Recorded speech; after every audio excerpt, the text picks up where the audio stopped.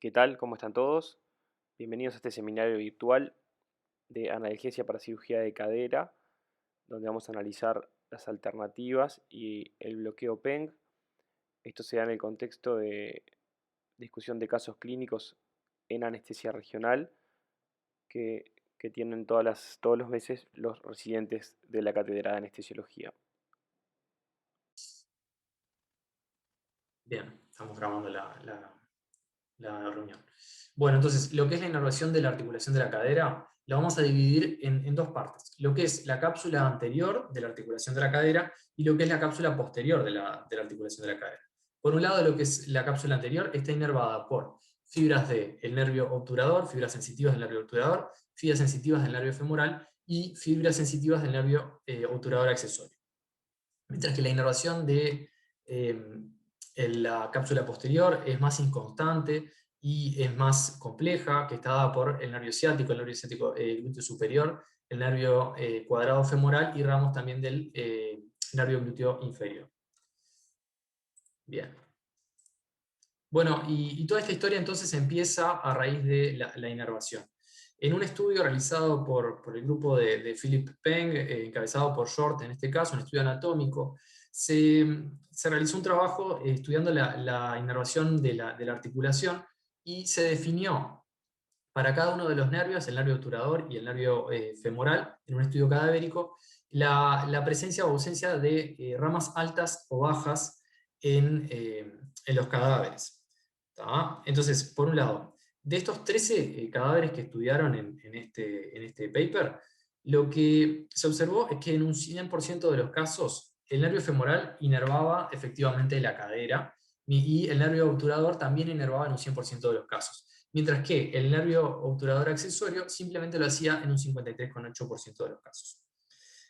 Por otro lado, además de esto, lo otro que se observó y que tiene mayor importancia es que el nervio femoral da ramas altas, es decir, por encima del ligamento inguinal, en un 53,8% de los casos, y el nervio obturador da ramas altas en un 30,8% de los casos. Y esto va a tener implicancias a la hora de realizar un bloqueo, porque si yo voy a bloquear por debajo del ligamento inguinal tanto el nervio femoral como el nervio obturador, tengo que saber que mi bloqueo va a tener una eficacia parcial, porque en un 53% de los casos no voy a estar bloqueando todas las ramas, y en un 30% para el obturador tampoco. Entonces, a raíz de esto es que se empieza a pensar en otros bloqueos y en hacer un bloqueo verdaderamente pericapsular. Por otro lado, la cápsula articular, de vuelta, esta imagen es lo que es anterior a la izquierda, en donde dice A, y lo que es posterior a la derecha, lo que dice B. La cápsula articular, se hizo un estudio de inmunohistoquímica y se observó la variación en la densidad de los receptores sensitivos. Tanto para mecanorreceptores como para nociceptores, predominan los nociceptores en la región superolateral de la cápsula anterior de la cadera. Es decir, que la mayor transmisión de los estímulos dolorosos viene de esa zona, de la región anterior, mediada por los nervios obturador y femoral, y no tanto de los nervios que inervan la región posterior. Y a modo de resumen de todo lo que dijimos de anatomía, les muestro esta figura. En lo que es a cara anterior, vemos en amarillo el nervio femoral, y que va a dar ramas articulares que van a estar dirigidas especialmente a esta zona que se muestra en rojo, que es la que tiene más alta densidad de nociceptores. En naranja clarito, el nervio obturador accesorio, que no pasa por el agujero obturatriz, pasa por encima, y a veces da ramas y a veces no. Y el nervio obturador, que sale por el agujero obturatriz, y va a dar ramas en un 100% de los casos a esa región superolateral de la articulación de la cadera. Por otro lado, la región posterior, ya les dije, más compleja, nervio glúteo superior y glúteo inferior, nervio ciático y nervio cuadrado femoral. Bien, en suma, ¿qué es lo importante de todo esto? Que la inervación de la articulación de la cadera está dada principalmente por el nervio femoral, el nervio obturador y el nervio obturador accesorio, sabiendo que estos, el femoral y el obturador, brindan ramas que son superiores por encima del ligamento inguinal, o que podemos definir como tempranas, que nos van a condicionar la elección o la efectividad del bloqueo. No es que los bloqueos no sean efectivos, sino que quizás el bloqueo pueda ser un parcial, o que haya una alternativa que sea mejor. A su vez, tenemos que considerar, para el caso de esta cirugía, que yo les decía que la incisión es casi que en la región glútea, tenemos que considerar la inervación de la región cutánea. Esta va a estar dada por el nervio femorocutáneo lateral cuando las incisiones son más anteriores, y por los ramos cutáneos laterales del nervio lipogástrico que discurre sobre la cresta ilíaca cuando las incisiones son más posteriores. Entonces, bien, en esta imagen, que es una reconstrucción anatómica de lo que serían los nervios, en rojo yo les marqué por dónde discurre las ramas de los nervios ilio-hipogástrico y los ramos cutáneos laterales del hipogástrico, que curiosamente discurren por encima de la cresta ilíaca, que es lo que nosotros vamos a bloquear por repelentes anatómicos. Por otro lado, tenemos el femur cutáneo que está acá en rosado, que viene para acá, recuerden, en relación al tensor de la fascia, al tensor de la fascia lata y al sartorio. Y esta imagen que tenemos acá a la derecha, lo que quiere ejemplificar es que ya en libros viejos de anatomía de anestesia regional se mostraba cómo haciendo una infiltración a nivel de la cresta se podían bloquear los nervios clúneos y lo que iban a dar la inervación sensitiva a esta región cutánea, que al fin de cuentas es la de la incisión quirúrgica. Bien, ¿qué técnica anestésica se puede hacer para una cirugía de cadera? Bueno, en esta revisión Cochrane del año 2016 no se encontró grandes diferencias entre las dos técnicas. Pero sí sabemos que la anestesia regional, y en base a dos metaanálisis, uno del año 2016 que incluyó 10.000 pacientes y uno del 2019 que incluyó 487 pacientes, sabemos que la neuroaxial tiene mejores resultados y que eso se traduce en una menor estadía hospitalaria. No tiene mayor morbilidad en comparación con la anestesia regional, general, y sí se observó menor incidencia de náuseas y vómitos, y lo que también se observó fue ese menor tiempo de estadía hospitalaria. Los pacientes iban antes de alta. Bueno, ¿cómo hicimos nosotros la anestesia raquídea en este caso? Hicimos una minidosis de bupivacaína isobárica y asociada a fentanil. Ya en el año 2000, Ben Bruce David describe un caso en el cual realizan una anestesia raquídea para una cirugía de cadera en un paciente anciano con 4 miligramos de bupivacaína en combinación a 20 gamas de fentanil, y eso le dio una analgesia y una anestesia suficiente para realizar la cirugía sin hipotensión. En nuestro caso, ¿cómo cargamos la medicación? Cargamos 3 mililitros de bupivacaína isobárica, que son 15 miligramos, cargamos 1 mililitro de fentanil, que son 50 microgramos, y todo eso lo llevamos a 5 en una jeringa de 5 con 1 mililitro de suero fisiológico. Eso nos va a dejar 3 miligramos mililitro de bupivacaína, 10 gamas de fentanil por mililitro, inyectamos 2 mililitros, que son 6 miligramos, y 20 microgramos de fentanil. Por separado, en el caso de nuestro paciente, le hicimos 50 gamas de morfina. Con esto se consigue, siempre y cuando los tiempos quirúrgicos sean los adecuados, se consigue un adecuado nivel con una duración aproximada de 120 minutos, con menores efectos adversos, menor hipotensión en especial. Agustín, Sí, ¿ustedes hacen el bloqueo siempre lo hacen después de la cirugía? Como sí. hiciste, como contaste el PEN. Habitualmente los hacemos en la sala de recuperación por un tema de tiempos. Llega el paciente, los traumatólogos están esperando que nosotros hagamos la anestesia raquídea, y ahí apenas tenemos tiempo de hacerle bloqueo a nivel de cresta, y luego sí, ya más tranquilos, podemos hacerle bloqueo PEN. No estaría mal hacerlo desde el preoperatorio e incluso disminuir aún más los requerimientos, sin duda. Pero bueno, con esta por ahora nos ha resultado, y sí, estaría bueno disminuirlo. Bueno, perdón, hacerlo antes.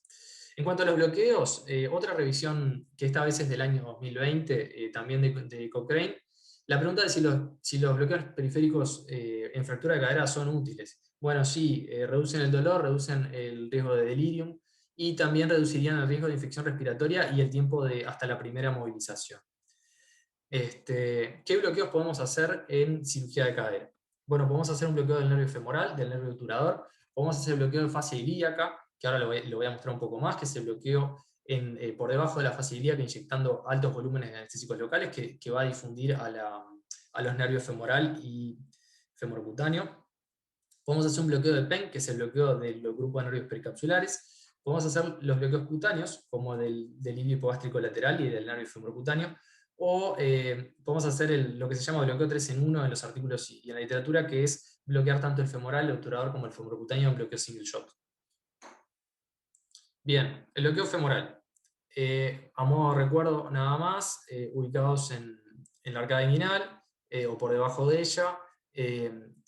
Identificamos el nervio femoral, la arteria femoral acostada sobre el músculo iliosoas, perdón, el nervio femoral acostado sobre el músculo iliosoas. Funcionamos al costado de la estructura, en la fascia, por debajo de la fascia ilíaca, y inyectamos un volumen de entre 10 a 15 mililitros, consiguiendo una analgesia que va a comprender bueno, la cápsula articular, pero también lo que va a producir este bloqueo es un bloqueo motor del músculo cuádriceps, que hay que tener en cuenta porque en caso de que nosotros querramos o el cirujano quiera una rápida movilización, este bloqueo no nos lo va a permitir, y es una de las desventajas que tiene. Si bien es específico al procedimiento, no nos va a permitir una movilización temprana del paciente por sus propios medios.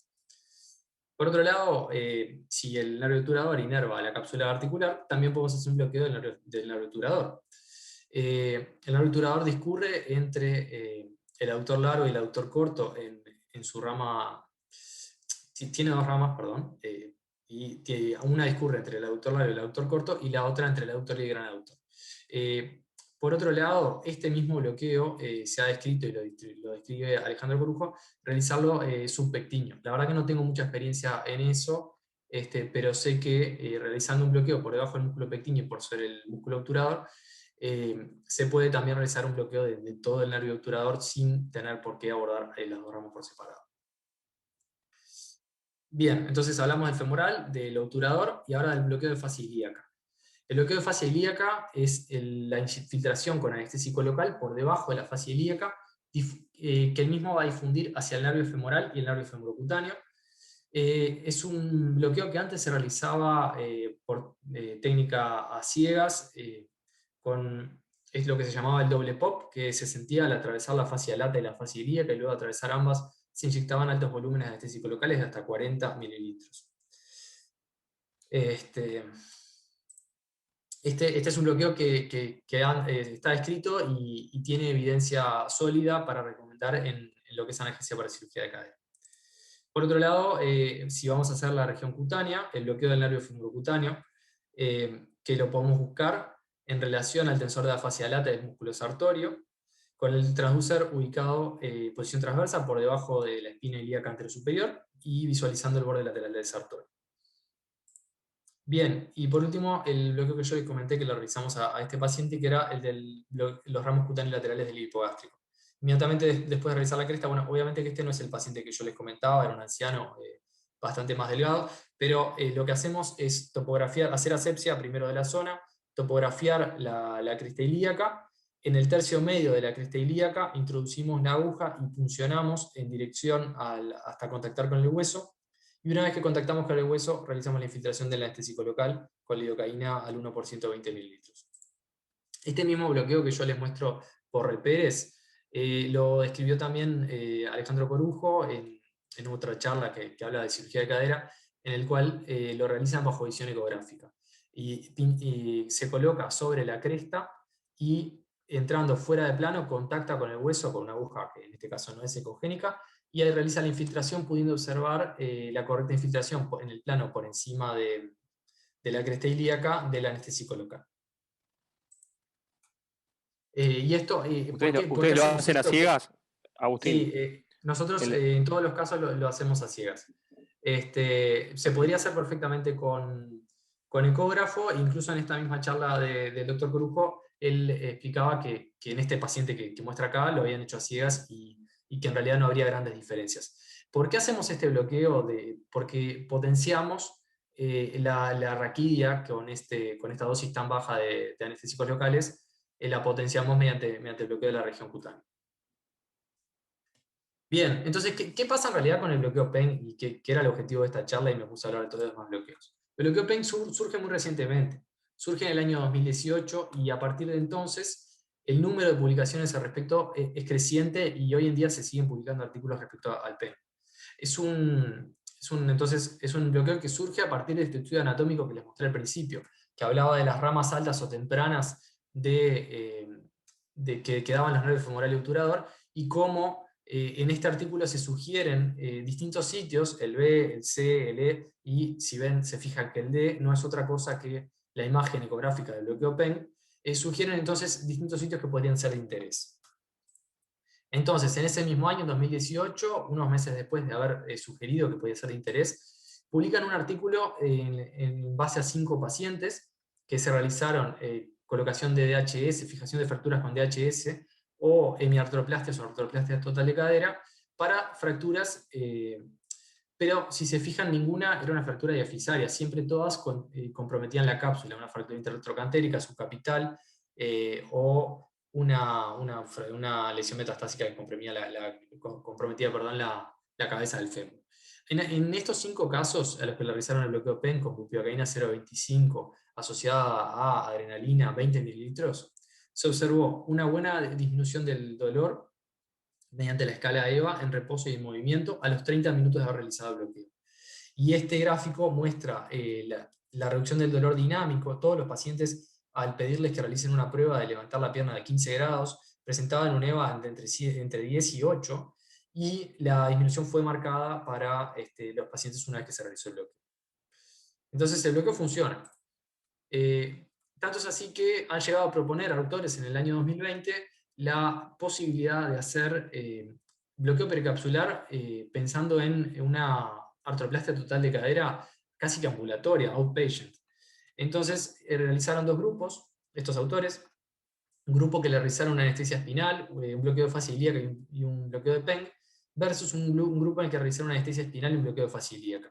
Se observó, y acá queda bien clarito en este gráfico, que el grupo de PENG tuvo menor estadía hospitalaria, mayor distancia en la primera caminata, menor EVA medio hasta las 48 horas, siempre se mantuvo por debajo del grupo de no PENG, y menor tiempo hasta el primer rescate con opioides en aquellos casos que lo requirieron, y menor consumo de opioide para todos los pacientes durante toda la estadía.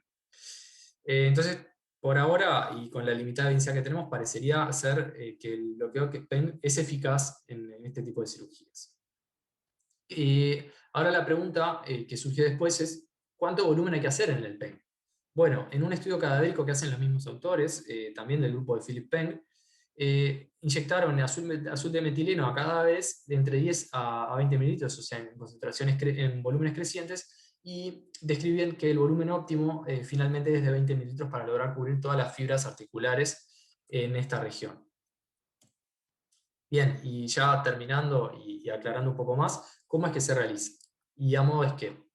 El bloqueo PEN entonces es un bloqueo de los ramos articulares pericapsulares de los nervios femoral, obturador y obturador accesorio. Todos esos nervios discurren por acá, entre el tendón del psoas y la eminencia iliopectinia, en relación a la espina ilíaca anteroinferior. Entonces, podemos utilizar un transductor curvo o un transductor lineal en pacientes delgados. Se recomienda una aguja de 80 a 100, siempre y cuando midamos la distancia. Cualquier aguja va a servir si tenemos esa consideración. Y el volumen de anestésico local, como ya vimos, si bien dice entre 15 y 100 en las recomendaciones de Nisora, se recomienda 20 porque los mismos autores han hecho este estudio que dicen que 20 mililitros sería el óptimo. Es un bloqueo de fascia, no vamos a ver los nervios, sino que vamos a buscar un plano. ¿Cuáles son los reperes óseos y las referencias anatómicas? Bueno, si tenemos bien claro lo que es la arcada inguinal, nos vamos a, en vez de situarnos en la arcada inguinal, vamos a poner un poco más oblicuo el transductor y nos vamos a situar en la línea que une la espina ilíaca anteroinferior con la eminencia del pubis. Una vez que estamos sobre esa línea, tenemos que realizar un tilt, ya sea hacia caudal o hacia craneal, para observar bien el resalto óseo, que es la eminencia iliopectinia, y la escotadura esta del iliosoas, que es el objetivo de nuestro bloqueo. Nos vamos a introducir en plano de lateral a medial, identificando previamente la arteria femoral y el nervio femoral para evitar lesionarlo, avanzar hasta contactar con la eminencia y retroceder 1 milímetro para luego inyectar. Bien, pero ojo con el femorocutáneo.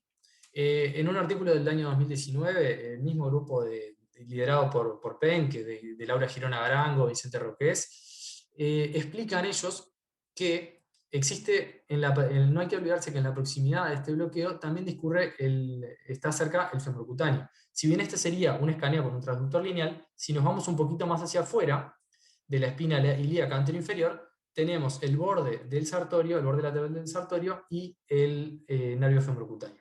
Esto tiene 2 implicancias. Por un lado, tener cuidado al pinchar y si es posible identificarlo para evitar lesionarlo. Y por otro lado, que sería posible en un mismo acto realizar un bloqueo PEN y luego subir a a la superficie e intentar realizar también el bloqueo del fémur cutáneo. Perfecto. Y ya para terminar, ahora sí, recordarles que no todos son anestésicos locales. Y este grupo de la Sociedad Británica realiza un estudio Prospect, que se llama, que nos brindan algunas recomendaciones para el manejo del dolor postoperatorio en la artroplastia total de cadera. Destacan que es importante la prehabilitación y la educación del paciente, que en el régimen básico de analgesia siempre hay que incluir paracetamol, AINES o cualquier inhibidor de la ciclooxigenasa 2, dexametasona 8 a 10 miligramos. Si vamos a realizar una anestesia espinal, se recomienda administrar morfina intratecal e intentar reservar los opioides intravenosos para el rescate. Por otro lado, el único bloqueo que recomiendan es el bloqueo fácil ilíaca single shot o la infiltración local con anestésicos locales que podría ser el cirujano. Que bueno, que esa no nos gusta a nosotros. Pues son grandes volúmenes y tienen riesgo de intoxicación. Bien, por otro lado dice Kerr y esto ya es más interesante, qué recomendaciones o qué gestos no están recomendados. Y yo marqué acá que el femorocutáneo en forma aislada no se recomienda para este procedimiento, especialmente por eso que yo les decía de que el femorocutáneo inerva la región más anterior y que la región más posterior está heredada por las ramas cutáneas laterales del hilo gástrico. Después que el nervio femoral, si bien es específico de este procedimiento, tiene asociado efectos adversos como el bloqueo motor, y el bloqueo de plexo lumbar, que es un bloqueo más viejo, que es un bloqueo profundo, tiene como desventajas tanto que se trata de un bloqueo profundo como que también produce un bloqueo motor, que no es así con el bloqueo de PEN, que es únicamente sensitivo. Bien, y por último, y ahora sí, últimas diapositivas, también existe y hay grupos de ERAS para cirugía de cadera y de rodilla que realizan recomendaciones para la recuperación acelerada, y si bien hablan del uso de anestésicos locales y la infiltración, no se decantan por ninguno de los bloqueos y simplemente nos dicen que utilicemos anestésicos locales con un grado de evidencia fuerte. Bien, esta última diapo es para mostrarles expectativa, ver todo como en el esquema, se ve precioso, versus realidad, ¿tá? Que esta es la imagen ecográfica que habitualmente tenemos. Y nada, agradecerle al doctor Juan Altí del equipo de Unco Banco de Prótesis y también de UCAL, que me ayudó con esta presentación. Perfecto, perfecto, Agustín. Vamos a parar acá un poquito para ver si la gente tiene preguntas Perfecto. o comentarios. Brillante, Agustín. Eco. Probablemente sean, si hay gente que está en la misma habitación, mutéense. Silencien los micrófonos. Perfecto. ¿Alguno que quiera hacer alguna pregunta?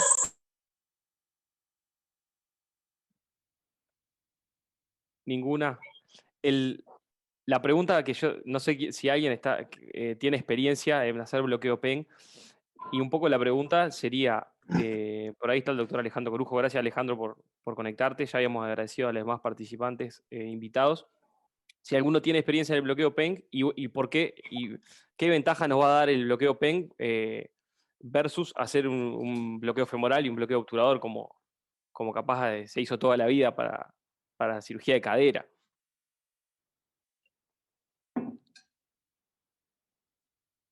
Con Mariano Antunes, ahí Mariano Antunes es el experto en PEN. En la cara.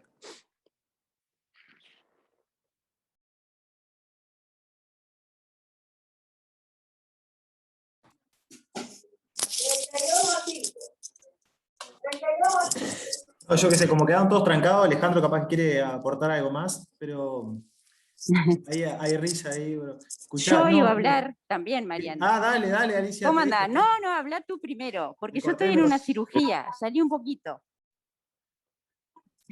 Tenemos a Alicia de Armas también, que es gran fanática del PEN. Nosotros sí, porque en el año 2018, que fuimos al Congreso de la ASRA, que fue el Congreso Mundial de Anestesia Regional. Ahí presentaron los del Western Ontario Hospital un trabajo sobre PEN que recién lo habían iniciado, el doctor Chang. Y bueno, y estuvimos hablando y empezamos a hacerlo con Mariano y Alan, que vinimos de allá muy entusiasmados. Realmente es un excelente bloqueo. Yo generalmente no bloqueo las caderas por un montón de cosas que después les cuento. Solamente hago el bloqueo en las caderas, en las fracturas de cadera para poder sentar al paciente y hacerles la raquidia. Bueno, lo estamos realizando desde ese año y es un excelente bloqueo que cuando empezás a hacerlo, obviamente como todos los bloqueos te cuesta un poquito, pero da una analgesia maravillosa y no requiere opiáceos ni requiere demasiados analgésicos más que una INE en el posoperatorio.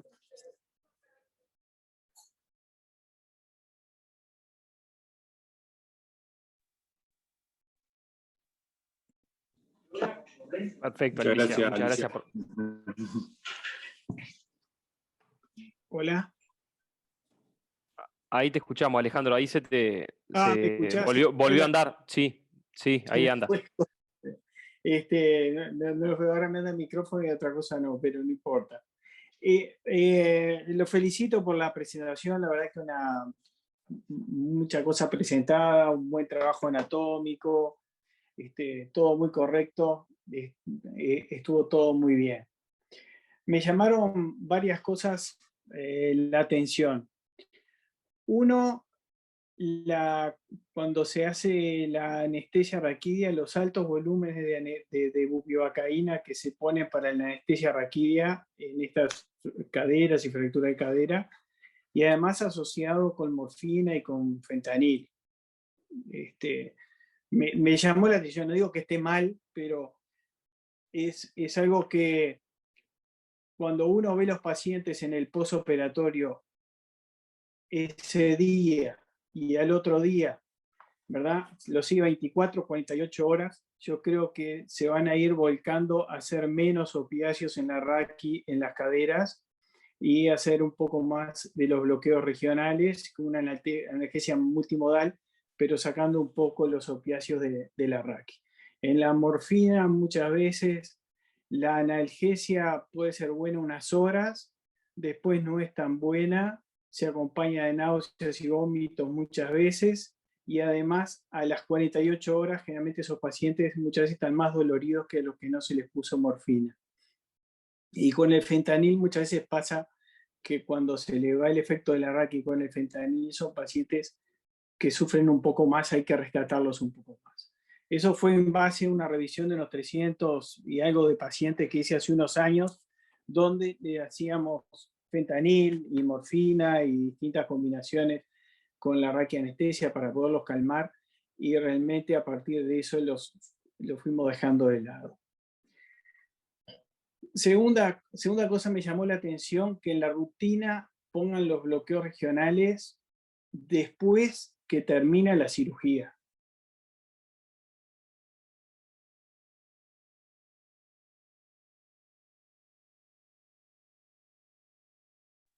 Creo que lo perdimos, Alejandro. Te perdimos, Alejandro, te desconectaste. ¿O soy yo que no lo escucho nomás? Se desconectó. Está, perfecto, está. Mariano, capaz que quiere hacer un aporte. Cuando se conecte seguimos. Mariano, vos ibas a hablar. Dale, sí, cómo no, aporto algunas cosas. Justamente eso iba a decir cuando dije lo de Corujo, que obviamente iba a decir esa parte, que la parte de la RAC con opiáceos seguramente iba a hablar Alejandro, que yo era residente, nos hace hincapié en eso del uso de menos uso de opiáceos a nivel intratecal, y más que nada en esos pacientes que son bastante años. Entonces, justo ahí fue que hablé un poco de eso. Después lo otro, el tema del bloqueo, me pareció bárbaro de la presentación. Me parece bárbaro esta iniciativa de mostrar un poco más de regional para todo el mundo, digamos, de lo que se está haciendo. En cuanto al bloqueo PEN, nada más una corrección, nomás que capaz que pasaba por alto, pero como yo más o menos lo manejé ahí hace poco. Cuando hablaste un poco del estudio, viste, de esto que hicieron con PEN, en realidad no es que lo menospreciaron al aporte del accesorio, del obturador accesorio, sino que ese estudio justamente fue al contrario. Ese estudio lo que mostró fue la importancia que no le daban otros bloqueos a lo que es el obturador accesorio. Entonces, capaz que no era justo decirle solamente 53%, sino que era al revés como lo dijeron ellos, de 7 de 13 pacientes, era lo que pasaba desapercibido antes. Y un poco también es por eso la importancia del bloqueo PENG, porque el obturador accesorio pasa junto con las ramas articulares del femoral sobre las mismas referencias óseas. Entonces, de ahí es que partió la importancia del bloqueo. Después, lo otro que también que lo dijiste al final, que al principio quedó medio en el aire, pero lo dijiste al final estuvo perfecto, que en realidad no es tanto el cuidado con la lesión del femoral, porque en realidad vos está con un plano más superficial, sino que la importancia de lesión nerviosa radica más en el fémur cutáneo, porque el punto de inserción de la aguja justamente es ahí, es ahí justo donde pasa el fémur cutáneo. Entonces un poco eso de la lesión nerviosa viene más por el otro lado que por el femoral. Y después lo otro, de trazar la línea, esa que mostraste vos, está perfecto para mirarla, pero me parece que cuando tenés pacientes obesos más que nada son los obesos en mayor importancia, la palpación de esos pacientes es bastante difícil. Entonces por eso es que en el estudio ese, y que hay que seguirlo haciendo, ellos empiezan con un escaneo, viste que mostraste la A, B, C y eso del coso, ellos plantean siempre empezar con un escaneo de la espina ilíaca anterosuperior, que en realidad eso en todos los pacientes palpando vos te das cuenta y empezás el escaneo de ahí, y el próximo resalto óseo es justamente la espina ilíaca anteroinferior, y ahí haces oblicuas 15 grados. Más que nada esos detalles del bloqueo. Y después lo otro, de tener en cuenta eso que pusiste perfecto, que yo no sé si fue de casualidad, lo pusiste bárbaro, de supuesto bloqueo de lo de muscular, que pusiste lo último, el PENG, que no tiene bloqueo muscular, no tiene bloqueo motor, o algo así pusiste, y eso está bueno ponerlo así supuesto, porque es como, o sea, en últimos estudios se están viendo como que también es un poco de volumen dependiente, que si vos haces más volumen puede llegar a ser similar al bloqueo plexo lumbar, y ahí ya cagaste, ya perdiste todos los beneficios que es justamente eso de no tener el bloqueo motor. Nada, esos detalles. Y lo del nervio obturador, que si bien no pasa por los reperes que se describió, que también eso no sé si lo explicaste mucho, que si bien no pasa por ahí, lo que plantean ellos es con ese volumen de 20, la difusión justamente al nervio obturador es por el volumen, y no de 10, por eso la comparación que hacían entre 20 y 10. Por eso el volumen siempre tiene que ser 20, por eso, por el tema del nervio, de llegar a alcanzarlo del nervio obturador, que no está sobre el mismo reper que de donde haces el bloqueo. Nada, unos pequeños detalles. ¿A dónde agarrás el nervio obturador, Mariano? Bueno, por eso, esto justo dijeron lo que vos hacías vos, ¿En qué? es subpectíneo, yo lo empecé a hacer también ahí a nivel subpectíneo, y después que lo aprendés es muchísimo más fácil que hacerlo en donde lo mostraron ellos a nivel ecográfico. Sí. Es mucho más fácil y más práctico incluso. Sí, es muy fácil. Yo tengo cierto reparo a veces con esos volúmenes grandes, porque digo, cuando disponemos del ecógrafo, que podemos estar al lado, la ventaja es poder usar volúmenes cortos, hay que usar volúmenes cortos, pero la verdad que la ventaja del PEN es como infiltrar la zona que duele, realmente, porque son esas terminaciones nerviosas, bla, bla, bla, bla, bla. Una cosa, principalmente para los residentes, hablando que a veces se descarta el bloqueo femoral porque el bloqueo femoral deja parálisis motora. Es lógico porque tiene inervación motora importante, pero no hay que pensar que solamente se puede usar bupivacaína al 0,5% o al 0,3%. O sea, tenemos distintos anestésicos locales y tenemos distintas concentraciones de anestésicos locales. Entonces, tenemos que ver una estrategia, si es el nervio femoral, le ponemos bupi al 0,3 o le ponemos bupi al 0,125 o al 0,2 o le ponemos lidocaína, ¿verdad?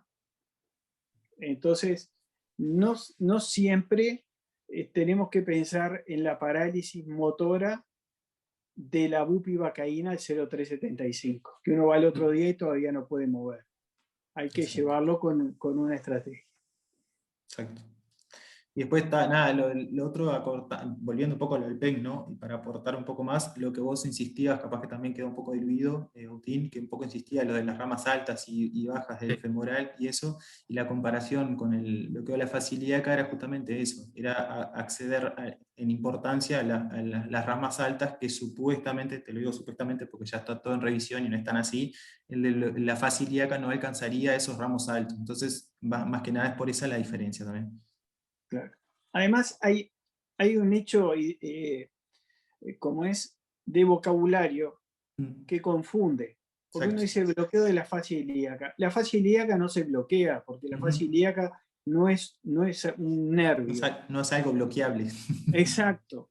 Lo que se bloquea son los elementos nerviosos contenidos por debajo de la fascia ilíaca. Exacto. ¿Verdad? Y si uno hace una disección y va en el cadáver, se van a dar cuenta dónde está el femoral, dónde está el fémoro cutáneo. Prácticamente haciendo un femoral como se hace siempre, un poquito más arriba, estamos siendo mucho más efectivos y además estamos viendo las estructuras que no podemos pinchar. Estamos viendo el femoro cutáneo, estamos viendo el nervio femoral y nos estamos poniendo en lugares de seguridad. A mí me pasa que cuando he hecho para mirar el bloqueo de la fascia ilíaca como lo describen, uno prácticamente pasa de una situación donde ve perfectamente la arteria, la vena y el nervio femoral, a una situación donde empieza a interpretar todo. ¿Verdad? Sí. Y quizás se puede confundir e incluso darle un viaje con la aguja al nervio femoral. Porque pasamos de algo de ver bien a algo interpretativo. Sí. Yo creo que va a pasar esa moda. Mucho más complejo en los obesos, que lo que supuestamente marcha mejor es por arriba del pie inguinal la fascia ilíaca, y ahí no, en los obesos es una línea muy fina entre pinchar y no pinchar nada. Sí. A mí me gustó toda la revisión que hizo Agustín, pero te recomendaría que tuvieran una dinámica donde a los bloqueos regionales se le rescate toda su capacidad, porque al paciente lo estamos pinchando, al paciente lo estamos agrediendo de alguna manera. Entonces, para una técnica invasiva, tiene que ser para beneficio del paciente y no tanto para comodidad del cirujano que se vaya y que no vaya a esperar. ¿Verdad?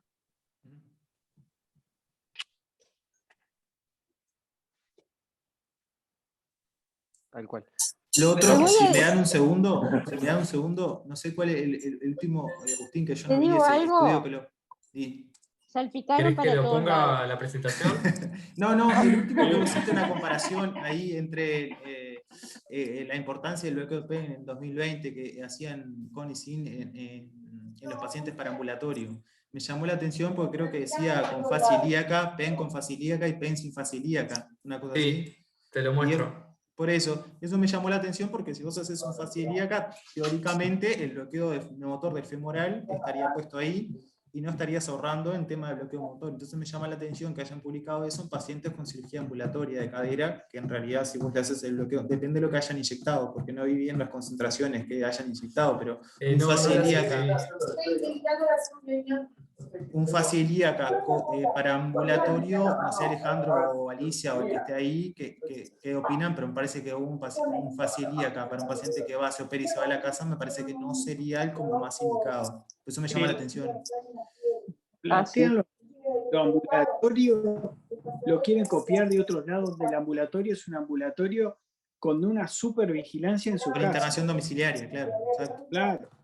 Porque, miren, los pacientes de cadera, rodilla, de artroplastia, el periodo de mayor complicaciones funcionales es entre 0 y 10 días del postoperatorio. Exacto. Eso desde hace años. Ahí hay un micrófono que está medio mal. ¿Lo puedo compartir, Mariano, el artículo?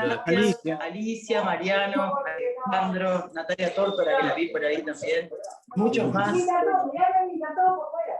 Yo tengo una pregunta para cada uno de ustedes.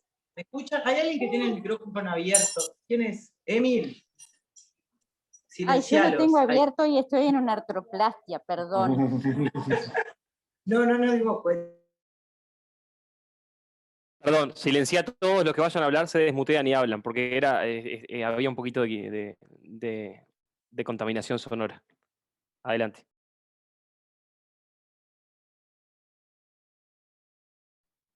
Ana, creo que vos estás hablando. Desmuteate y habla porque lo silencié.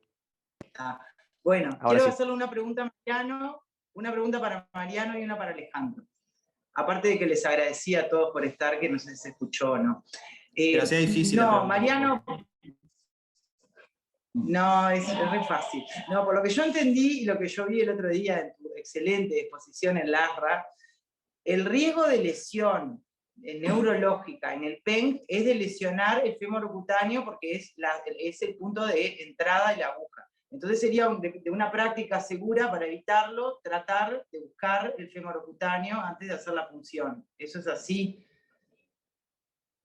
Sí, y por eso incluso hay algunos que recomiendan justamente para todos el transductor curvo porque tenés una visión mucho más panorámica de todo. Si bien perdés mucho en superficial y capaz que se te complica un poco el fémur cutáneo con el curvo, pero tenés una idea un poco más panorámica. Y obviamente con lineal lo ves mejor, ¿no? Pero tenés que tomarte el trabajo de buscar. Por eso es que yo le decía a Agustín que inicialmente el reper que estaba estaba todo marcadito, A, B, C y D en ese artículo, justamente es ese, porque al empezar también en la espinería cantero superior, vos ahí ya tenés el paño para escanear el fémur cutáneo y aparte después te descendés más caudal y ahí ves el segundo resalto que es la espinería anteroinferior. Exactamente, es así. Viste, Gracias. primero No. si te lo haces con el curvo y es mucho mejor. Perdón. No, perdón, Alicia. Claro, No sabía si claro. estabas hablando en la sala. No, a vos, Anita. Decímelo de vuelta entonces. Nada, que eso, si vos escaneás desde la espina ilíaca anterosuperior con el transducer curvo, es mucho mejor. Después, para el bloqueo, entonces agarrás el otro transducer. Pero te da una panorámica mucho más linda y entonces ahí ves bien eso. Sí. A mí me resulta más el traductor plano. Y es donde veo más claro las imágenes pero más superficiales. Claro.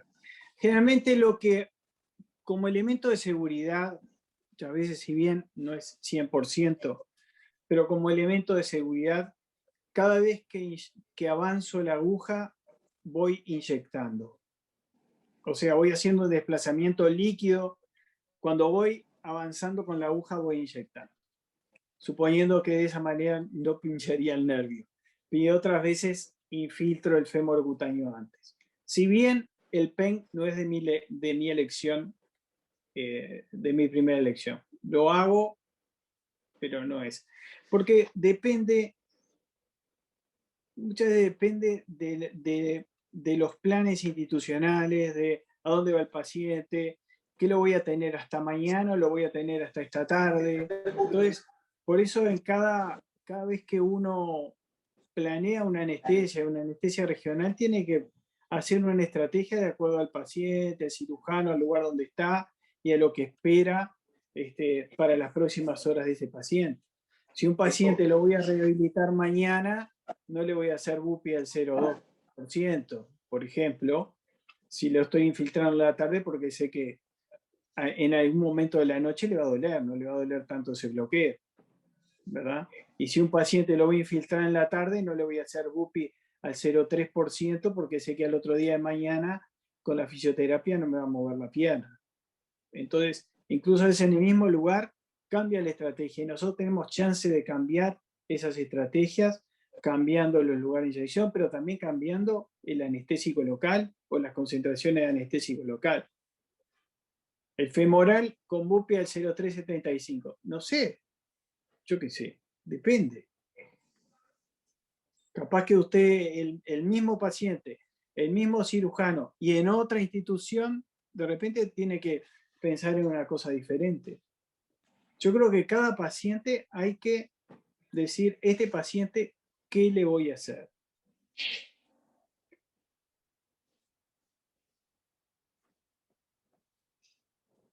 Muy bien. ¿Eso me querías preguntar, Ana? No. No, pero está muy bien, está muy bien. No.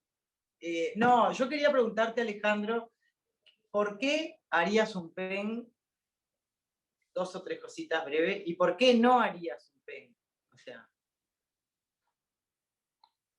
¿Por qué no haría un PEN? Primero, no haría un PEN si la fractura de cadera es subtrocantérica o es distal, ¿verdad? Si es una subcapital, no tengo dudas que haría un PEN perfecto, porque como bien dijo Agustín, lo que hacemos es infiltrar el lugar de donde duele. Son unos nervios chiquititos que ni siquiera se ven, solo puede disecar FIPEN y algunos más. ¿Está? Por eso haría un PEN o no haría un PEN. Y nada más. O sea, yo elijo generalmente el nervio femoral porque es algo que tenemos de rutina. Calma rápidamente, es compacto, es consistente. Si de repente no quiero que la pierna se me quede dormida mucho tiempo, le pongo lidocaína. ¿Qué problema hay? Nosotros, además, sabemos que los bloqueos periféricos son parte de un plan de analgesia multimodal. Lo que ajusto es el plan de analgesia multimodal al bloqueo que estoy haciendo, que es la parte de arranque, nada más. Necesito un bloqueo compacto, un paciente que lo infiltro y voy, me lavo y lo siento para el arranque, le hago la ecografía de columna, todo sin problema. Y te digo, hay más, lo que más precisas es más lidocaína que bupivacaína. Muy bien. Pasamos a la otra historia, si le parece. Porque empieza el partido. Ya prendieron las luces del estadio, la estamos viendo acá. Falta un ratito. Tenemos 15 minutitos de la historia de Santi Salaberry, que tiene un caso de un paciente con fractura que le hicimos un bloqueo PEN continuo, un catéter. Santi, ¿compartís la pantalla y arrancás? Sí, claro. Esperen que comparto la pantalla.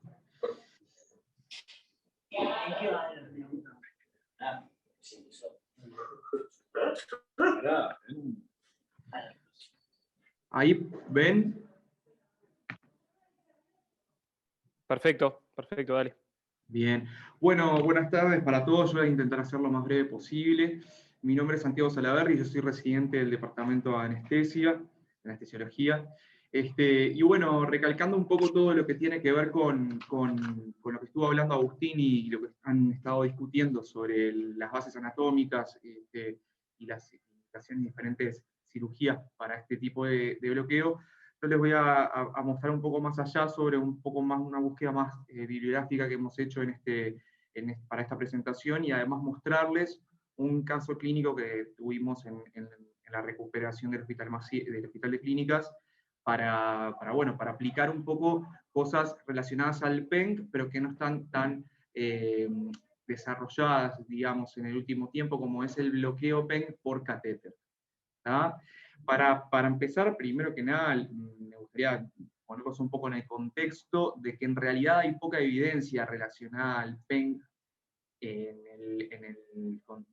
digamos, en la modalidad catéter o infusión continua, pero en este paciente en especial se nos ocurrió, o podría estar bien ejecutado esta estrategia, debido a que era un paciente de 27 años, sin antecedentes, que ingresó por la urgencia tras un accidente de tránsito, y que el balance lesional tuvo diferentes lesiones, como por ejemplo fractura de la diáfisis de cúbito, luxofractura de Montegia tipo 1, fractura de rótula, y lo que era nuestro principal problema era la fractura de cadera, porque no nos permitía sentar al paciente. En realidad, sentarlo no, ni siquiera cambiarlo de cama para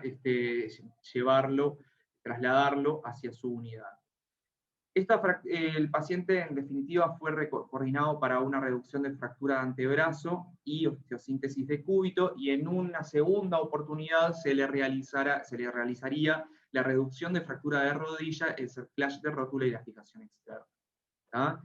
Por supuesto, una vez solucionado el antebrazo y habiendo hecho la osteosíntesis del cúbito, la fractura se resolvería en días posteriores, por lo que para pasarlo de cama a su unidad, nuestro principal problema era el dolor. ¿Tá? Esta era las fracturas que se puede observar a nivel de la pelvis. En realidad lo que se observa es fracturas a nivel del acetábulo y de las regiones, fracturas multisegmentarias a nivel de la pelvis, ¿verdad?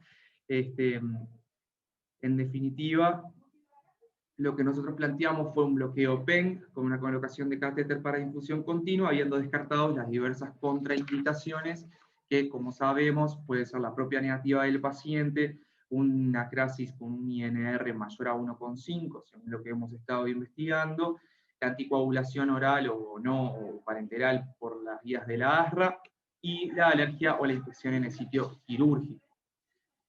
Entonces, revisando un poco la bibliografía que hay hasta el día de hoy, que no es mucha,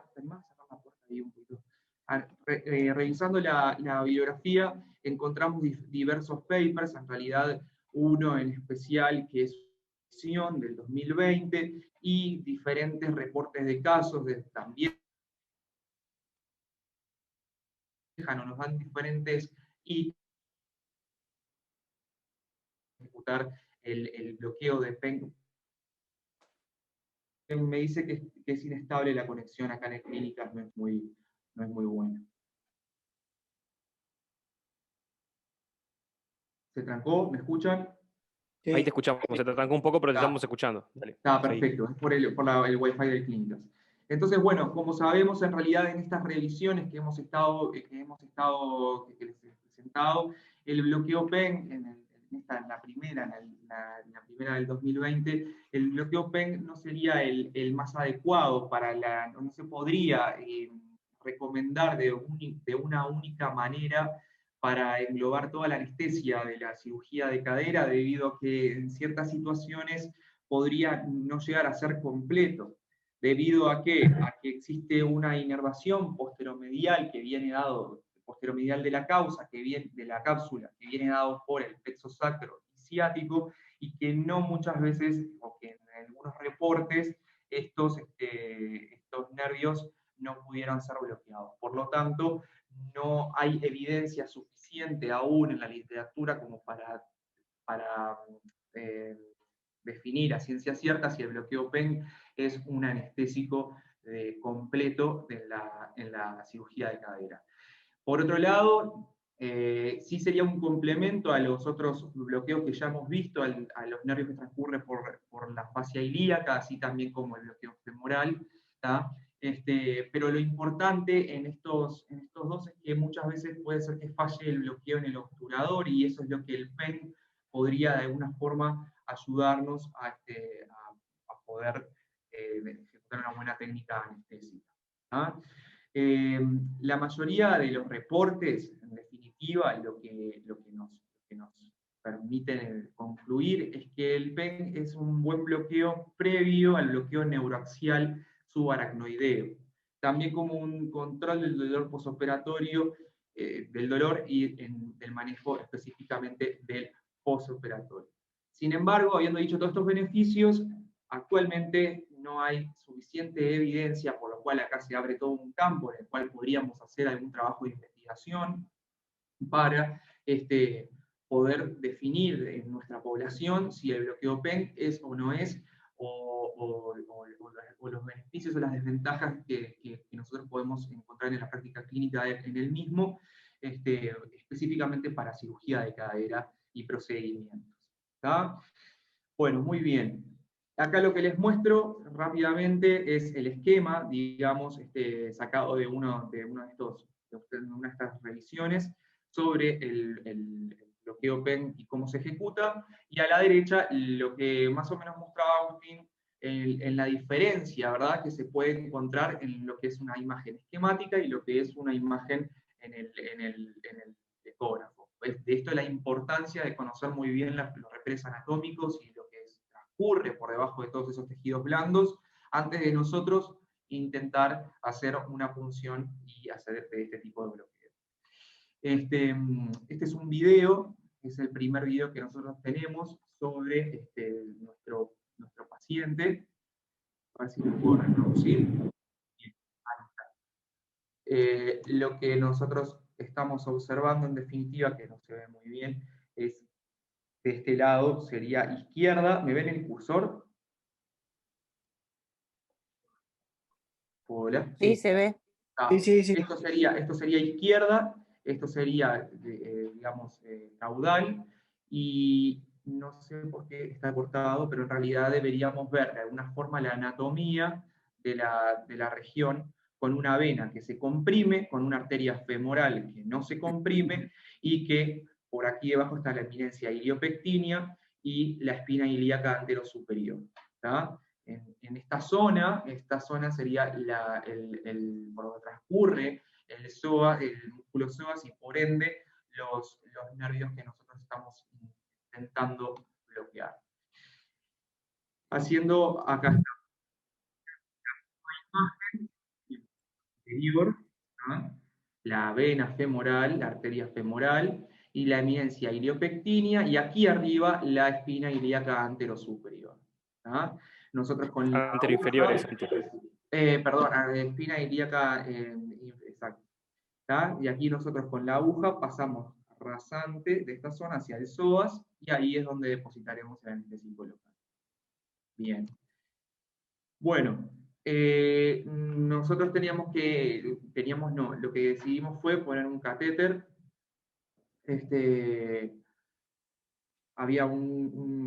Teníamos que colocar un catéter que lo hicimos mediante una técnica con la aguja de Tuí.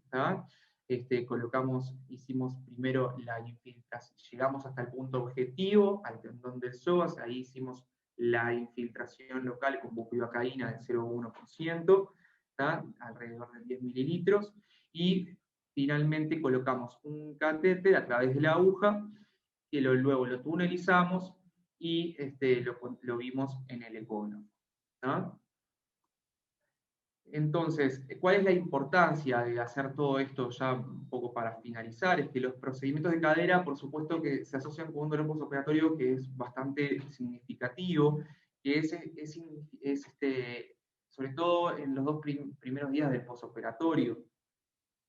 Y basándose en otros metaanálisis, donde evalúan otros tipos de bloqueos y la infusión continua con catéter, se supone que si hiciéramos lo mismo, pero con un bloqueo PENG, el régimen sería superior al single shot. Por supuesto que para esto es necesario contar con más evidencia en la literatura. ¿Cuáles son las principales ventajas de este tipo de bloqueo y hacerlo a través de un catéter? Es la duración de la analgesia, así como disminuir el consumo de los opiáceos que se utilizan en esta analgesia. Esta es una de las tablas que trae el reporte de los casos, una serie de casos reportados en el 2020, en donde se observan que existe un N de pacientes a donde les consultan cuál sería el EVA previo al bloqueo, y posterior al bloqueo. Además de posterior al bloqueo, durante el bloqueo neuroaxial, o sea, sentado recibiendo la anestesia en el oeste. Eso es lo que habla la primera tabla de arriba. Por supuesto, lo que ustedes pueden ver es un EVA que está por encima de 8, que luego se hace menor a 3 en los 30 minutos después del bloqueo, e incluso recibiendo la anestesia raquídea. Bueno, y en la tabla de abajo, en la tabla 2, lo que pueden observar es cómo evoluciona el dolor mediante la escala del EVA postoperatorio, desde la sala de recuperación anestésica hasta las 48 horas del postoperatorio. Es decir, es prometedor el efecto y la eficacia que tiene el bloqueo PENG de forma continua para estos pacientes que sabemos se benefician de la anestesia raquídea por muchísimas, regional, por muchísimas razones. Posteriormente, nuestro paciente, haciendo un poco más de hincapié en lo que acabo de decir, lo fuimos a visitar a la sala, a su unidad. Acá les voy a mostrar el video de cómo se encontraba el paciente habiendo recibido el bloqueo y posterior a la colocación del catéter. El paciente puede inclinarse sobre la propia cama, lo cual antes no podía realizar, necesitaba tener un apoyo sobre la cadera, que lo dejara por lo menos inclinarse a 30 grados sobre la superficie de la cama. Y segundo, lo que podemos ver es que el paciente puede hacer una ligera rotación de la cadera, que antes tampoco podía realizar, y eso era lo que nos impedía sobre todo el pasaje de una cama a la otra. Acá estamos hablando de un paciente de 27 años, sano, que tenía un EVA de 9 previo al procedimiento y que en la misma tarde posterior a la realización del bloqueo puede incluso lateralizarse sin ayuda y sin ningún tipo de dolor. Por supueto que la analgesia, además de ser por el catéter, es balanceada, multimodal, y se le dejó una infusión de bupivacaína, 0,1%, 10 mililitros hora. Perfecto. En las conclusiones, en realidad, es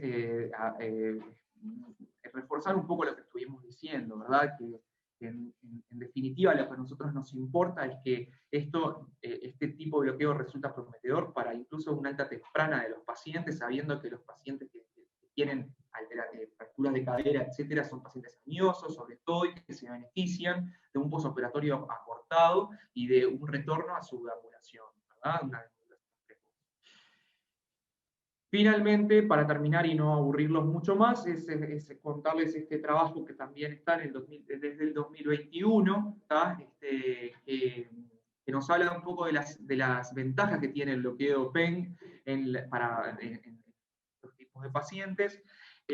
Saber que la mayoría de los reportes que están publicados, ellos utilizan un volumen aproximadamente de 20 milímetros de bupivacaína al 0,25, que bueno, como estuvimos hablando, esto podría ir al nervio femoral, difundir al nervio femoral y generar una paresia del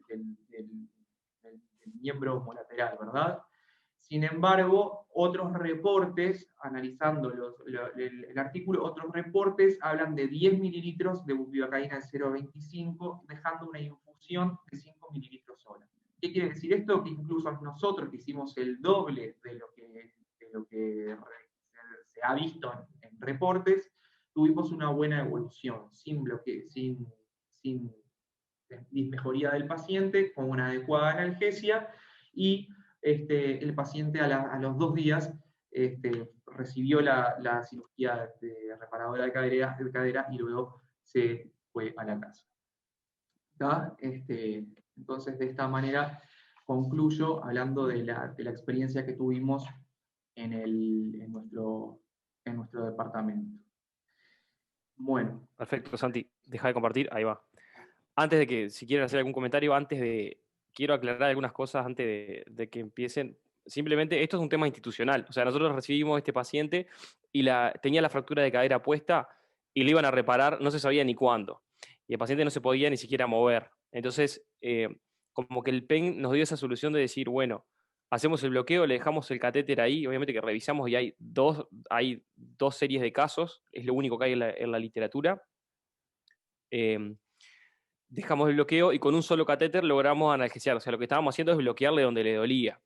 Que muchas veces para hacer un bloqueo continuo, si vos tenés que poner, bueno, un catéter femoral y un catéter en el nervio obturador o para hacer esa analgesia continua. Fue por eso que un poco elegimos hacer el bloqueo PEN. Bueno, está eso. Si quieren hacer algún comentario, alguna duda. No, yo quiero hacer uno. ¿Se siente? Se siente, Alejandro, decí nomás. Santiago, muy bueno el paciente que presentaste. No tengo dudas que el PEN calma. Lo que no sabía, que fue lo que mostraron ustedes, es que te está calmando en una fractura del cotilo. Porque si vos me decís la cápsula, el labrum, la parte anterior, pero ustedes lo que tenía roto era el cotilo. Yo no he visto bloqueos para calmar ese tipo de fractura. O sea, sé que funciona porque lo están diciendo ustedes ahora, pero no era, supongo que le aliviaría algo, pero decime, pero el cotilo no es lo mismo que cuando se rompe solamente el cuello del fémur, es otra cosa. Pero lo felicito porque es una solución.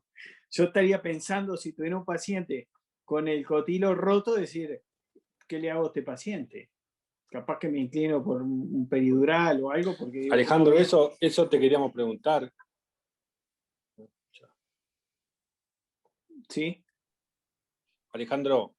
Sí. Ahí te escuchamos. Eso justamente Guille. Era un paciente que venía de 24 horas, que estaba con dosis altísimas de morfina, con un manejo del dolor horrible, y fue lo que se nos ocurrió en ese momento. Y es un paciente que, resumiendo un poco, tenía múltiples fracturas, también tenía una fractura. Es revelador, vamos a decir, los resultados que ustedes tuvieron. ¿Qué otra alternativa se te ha ocurrido? Y no, yo capaz que iba a otra alternativa más de plex o de catéter peridural, no sé. Pero pensándolo directamente, no hubiera pensado en un PEN para una fractura del cotilo, donde está roto allá adentro. ¿Viste? No sé. Capaz que lo que más duele es todo el componente alrededor de la fractura y fue lo que alivió el PEN. Pero realmente es revelador lo que se haya calmado este paciente. Es una buena noticia. Sí, catéter del plexo lumbar podría andar también en eso, pero hay unos estudios que justamente salieron ahí de fractura de acetábulo, justamente el PEN como utilización ahí en la fractura de acetábulo, pero sí está bueno el caso. Lo que sí nos pasó es que... Perdón que les corté. No, que teníamos un poco de bloqueo motor igual. No era que no tuvo bloqueo motor, tuvo un poco de bloqueo motor. Creo que el volumen que estábamos usando era un poco alto. Bueno, escúchenme, es lo que yo les estoy diciendo. Es lo que yo les comento. Uno cuando mira en el ecógrafo ve una gigantografía y compara los volúmenes que ve, de los tamaños que ve en el ecógrafo con esa jeringuita de 20 que uno tiene. En realidad esa jeringuita de 20, en la anatomía real, es un baño de líquido en un área extensa. Y esa área extensa llega, pasa por los músculos, difunde los músculos, las fascias y baña territorios importantes. Importantes. Ustedes cuando estén haciendo las ecografías y eso, hagan el ejercicio de pensar cuál es el tamaño real de lo que están inyectando. Cuando ven esa pantalla grande, fíjense que al costado dice, estos son 2 centímetros. Y 2 centímetros es esto, ¿verdad? Es muy chiquitito, es casi increíble. Y en esos 2 centímetros estamos poniendo una aguja, una jeringa que es esto, de 20. Entonces baña, eso baña y baña y baña. ¿Tá? Simplemente una observación que te dijo Santiago, lo dijo Agustín y lo repitió Santiago, pero es conceptual nomás y para pasarlo de largo. El nervio ciático no inerva la cadera, no da inervación a la cadera. En algunos libros incluso está nombrado esto, lo otro, que es como un copio y pego, pero no da inervación a la cadera el nervio ciático, conceptualmente es así. Los nervios que dan la inervación posterior son aquellos que inervan los músculos que movilizan la cadera en la parte posterior. Y ahí sí estuvieron bien, que el cuadrado femoral, pero eso no son ramas del ciático, son ramas del plexo sacro. Es simplemente un ajuste que en muchos libros está mal. ¿No? Gracias, Alejandro. ¿Algún otro comentario? Creo que Ana quería hacer algún comentario de una experiencia que tuvo ella con bloqueo PEN en dolor crónico. Ana, ¿puede ser? No, sí, no sé si alguien más quiere hablar algo más del caso de Santiago. sé si quieren agregar algo. Yo simplemente lo del volumen ese que usaron. Dos cosas a tener en cuenta con el volumen es eso, porque el catéter en el plexo, en el catéter ahí en el PEN, viste que es justo en el área donde hay movilidad. Cualquier movimiento que se hace del paciente, el catéter se migra. Una vez que si queda intramuscular y no queda en el espacio bien por debajo del psoas, esa es la cagada, porque te puede dar solamente por ser intramuscular el bloqueo, o sea, bloqueo motor. Ese por eso también. Y lo otro, no me asustaría la cantidad de volumen, como lo dijeron ahí como un susto del bloqueo motor. Lo que a mí me asusta es la absorción y la dosis acumulativa de esa cantidad de volumen en mililitros hora. Eso es lo que asustaría, incluso si hubiera quedado bien por debajo del músculo, el periósteo es perfectamente vascularizado. Entonces ahí tenés un riesgo como de absorción sistémica. Simplemente esos detalles con el volumen.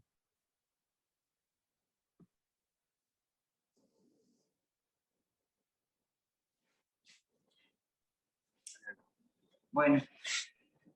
No, yo un poquito, antes de terminar, les quería contar a ustedes, bueno, Mariana también hace dolor, que en realidad el bloqueo PEN, además de esta gran utilidad que tiene en agudo, tiene una utilidad en lo que es el dolor crónico, en lo que es la coxalgia crónica, y eso, bueno, está menos estudiado todavía que lo agudo, y de a poco lo vamos aprendiendo, pero bueno, el bloqueo PEN lo que nos permite es hacer una denervación sensitiva de la cadera, y eso es muy útil, sobre todo en pacientes que tienen coxalgia crónica y que, por ejemplo, están esperando una prótesis de cadera, que como ustedes saben, en nuestro país muchas veces eso lleva años, y tiene una gran utilidad en los pacientes jóvenes con displasia de cadera, que todavía no llegaron a la decisión definitiva de la prótesis, o muchas veces esperan un poco para colocarle las prótesis para que después duren más años, y en esos casos podemos hacer tanto un bloqueo terapéutico, hemos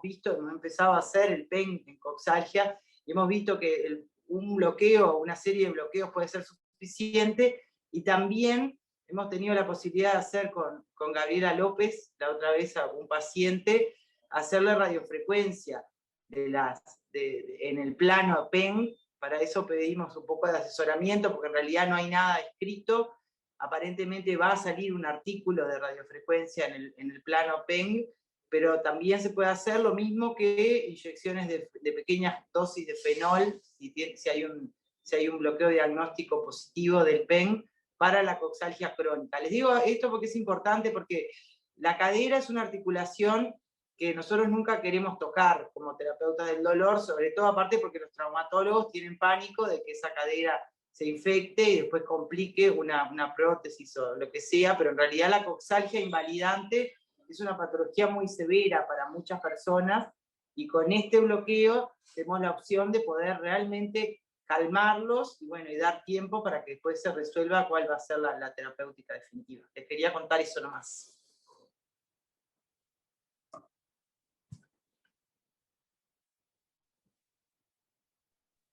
¿Está? Bueno, muy bien. A ver, Está muy bien. Kesman. Creo que ¿Quiere estamos. hacer otro aporte? Gracias. Si alguien Si no, quiere hablar, si no. Más que satisfechos. Ahí va. Muy agradecidos con todos por la participación. Nos vamos a ver a Uruguay a ver a ver cómo arranca. Muchas gracias a todos. Vamos arriba. Gracias a ustedes. Felicitaciones. Estamos para la Vamos arriba. Muchas gracias por escuchar y el tiempo. Nos vemos. Gracias. El primer jueves de todos los meses. Bien. ¿Pasaste la lista vos? ¿Pasaron la lista a ver si vieron todo? Bueno, después pasamos. A Alejandro le vamos a poner el presente. Póngame presente, por favor. Vamos arriba. Chao. Nos vemos. Chao.